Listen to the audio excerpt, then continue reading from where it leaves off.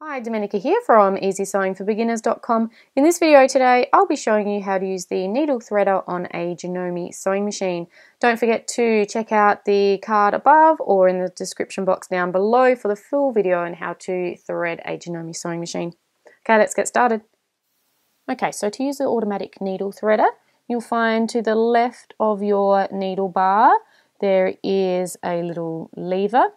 So with this particular machine, you pull the lever down and this one will stay down. Some machines you'll need to hold that lever down in place. But as you bring that lever down, a little metal hook comes down and will go through the eye of the needle. Okay.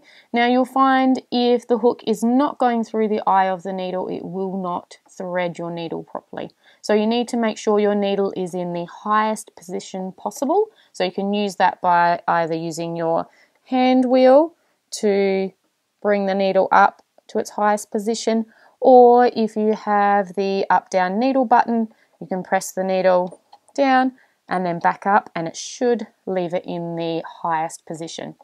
Okay, so to thread the needle, push that little lever down. If you need to hold it down with your middle finger, and then with your index finger, you're going to grab the thread and you're going to hook it around this plastic hook on the left here, like so.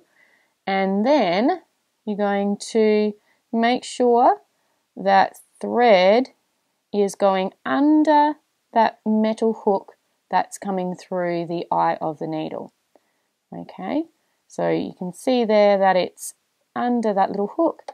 So I'm going to gently release the needle threader, and as I do that, it brings a little loop of thread through the eye of the needle, which I can then grab with my fingers and then pull it all the way through. Okay.